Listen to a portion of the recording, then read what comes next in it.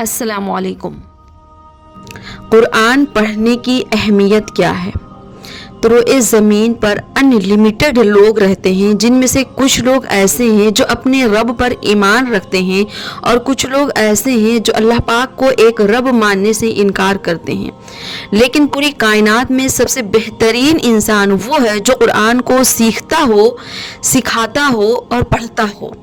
نبی کریم صلی اللہ علیہ وسلم نے قرآن کے بارے میں فرمایا ہے کہ اگر تمہیں ہمیشہ کے لیے کوئی چیز پکڑنا ہے، یعنی تم کسی چیز کو پکڑنا چاہتے ہو، کسی چیز کو اپنے اوپر لازم کرنا چاہتے ہو، تو قرآن پکڑ لو، تمہاری زندگی بہت آسان ہو جائے گی۔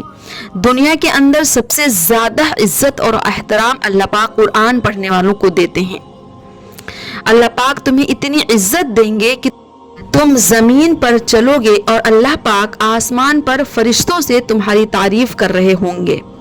قرآن پڑھنے والوں کی عظمت یہ ہے کہ بندہ زمین پر بیٹھ کر قرآن پڑھ رہا ہوتا ہے اور اس کی آواز عرش اعظم پر پہنچ رہی ہوتی ہے، اور زمین سے عرش اعظم کا فاصلہ کتنا ہے جانتے ہیں؟ زمین اور آسمان کا فاصلہ 500 سالوں کا ہے۔ اسی طرح دوسرے، تیسرے، چوتھے، یہاں تک کہ 7ویں آسمان تک یہی سلسلہ ہے۔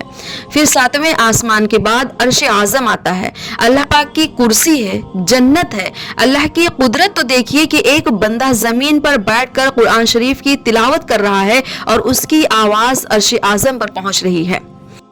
جب نبی کریم صلی اللہ علیہ وسلم معراج گئے تھے اور معراج کی رات نبی کریم صلی اللہ علیہ وسلم نے جنت کی سیر کی تھی، تو نبی کریم صلی اللہ علیہ وسلم نے وہاں کسی قرآن پڑھنے والے کی آواز سنی۔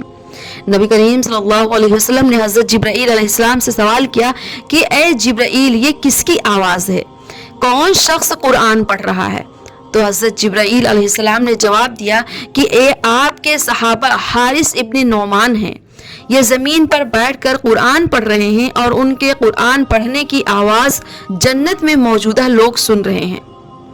قرآن کی تلاوت عبادت تو ہے ہی، جب کوئی شخص اسے ترنم کے ساتھ پڑھتا ہے، جب کوئی شخص قرآن پڑھتے ہوئے وہ انداز اختیار کرتا ہے جو نبی کریم صلی اللہ علیہ وسلم نے بتائی ہے، تو اس شخص کو عبادت کا ثواب ملتا ہی ملتا ہے۔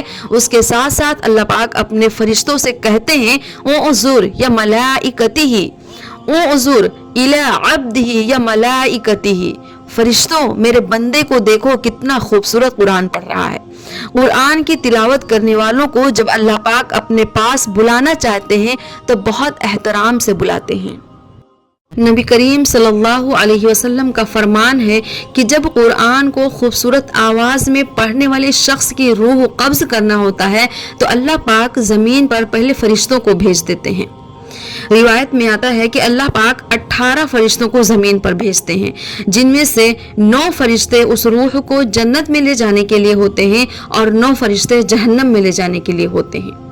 جو جنت میں لے جانے کے لیے ہوتے ہیں فرشتے، ان کے ہاتھ میں ایک رومال ہوتا ہے اور اس رومال میں جنتی خوشبو لگا ہوا ہوتا ہے، اور وہ فرشتے تھوڑی دور جا کر بیٹھ جاتے ہیں۔ پھر ملک الموت آتا ہے اور اس شخص کے سر کے پاس بیٹھ جاتا ہے اور روح سے کہتا ہے اے پاکیزہ روح، آ جاؤ اور اب اس جسم کو چھوڑ دو، آ جاؤ اللہ کی مغفرت کی طرف، آ جاؤ اللہ کی رضامندی کی طرف، اللہ کی جنت کی طرف۔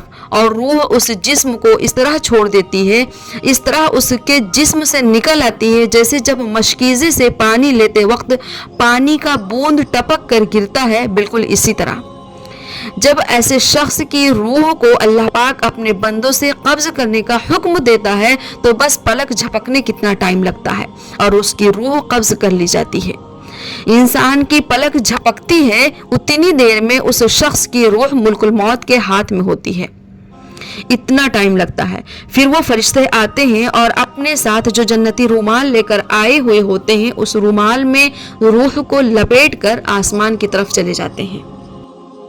پھر جب اس مردے کو دفنانے کے بعد قبر بند کر دی جاتی ہے، اللہ رب العزت کے فرشتے اس کے پاس آتے ہیں تو قرآن کہتا ہے پیچھے رہنا، اس سے کسی طرح کا بھی کوئی سوال مت کرنا، اسے آرام کرنے دو۔